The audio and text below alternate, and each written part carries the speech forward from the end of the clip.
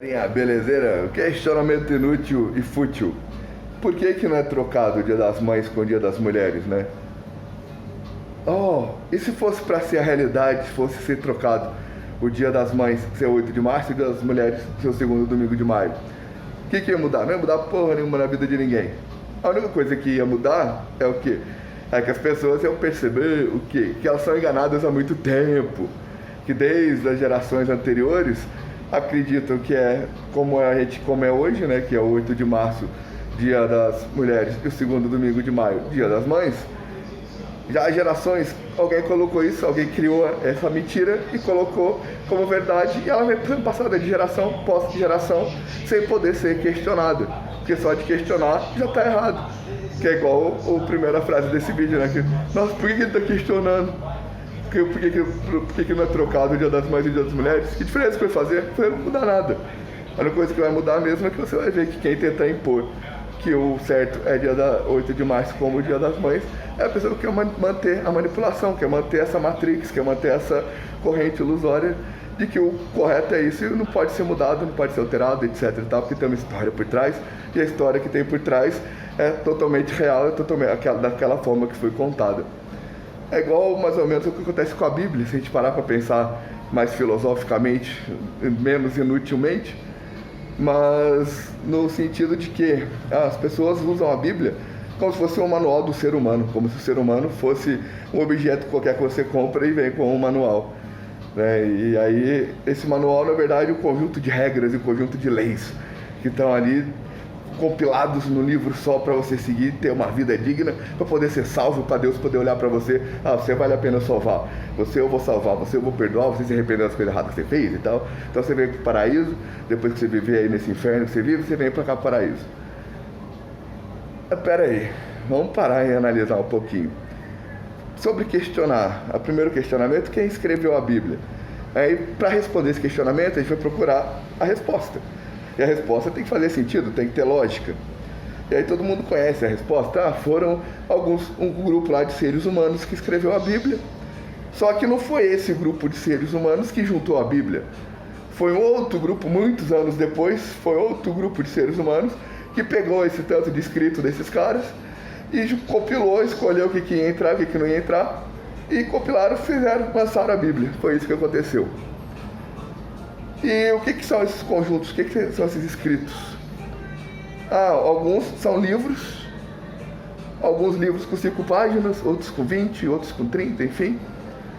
Outros são cartas, trechos de cartas, que um irmão mandou para o outro irmão, que um pai mandou para o filho, que o avô mandou para o filho, que mandou para o neto, que um rei mandou para o outro rei, que o rei mandou para o governador, que o governador mandou para o outro governador, que o governador na época administrava cidades, estados, as regiões lá, em nome do rei, porque o rei não podia viajar em todo o seu reinado, porque não tinha muito meio de transporte, era só cavalo e tal, na época que foi escritos, né, esses papiros e tal.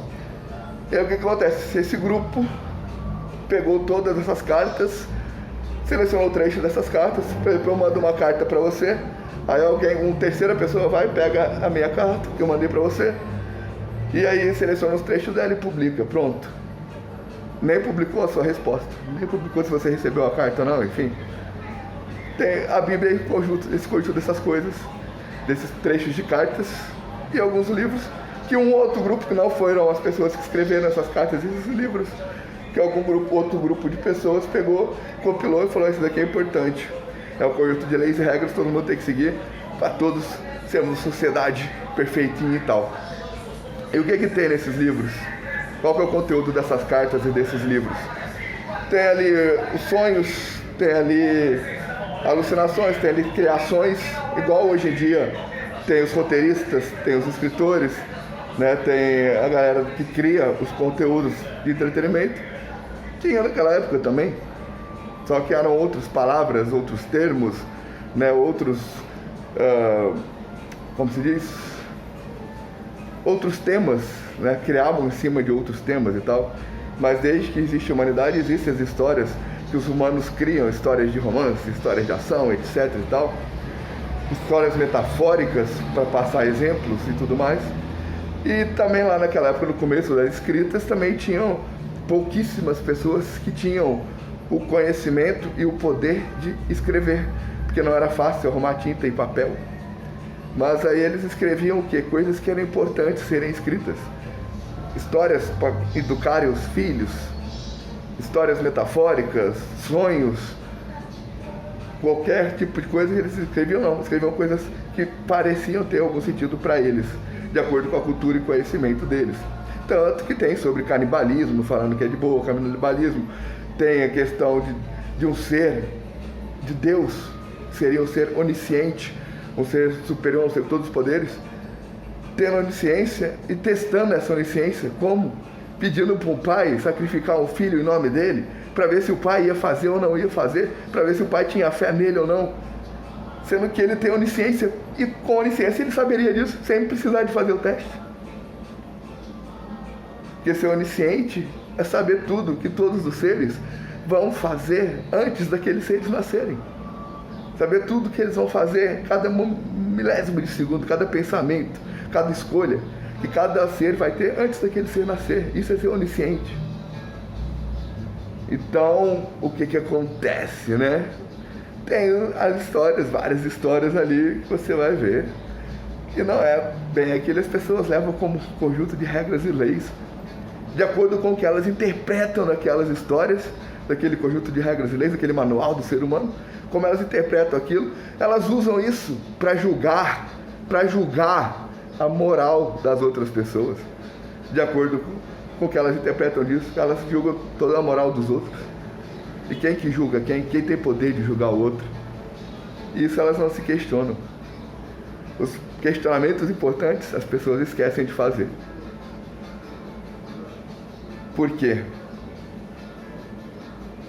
Idolatrando as correntes que prendem, não pode questionar, não pode usar o intelecto, não pode ousar desenvolver o intelectual, desenvolver a história, tudo que questiona uma coisa que já existe está errado, não pode questionar. Questionar é pecado, questionar é crime, questionar é uma afronta. Então tá aí o vídeo, pense nisso, paz pra todos, fui!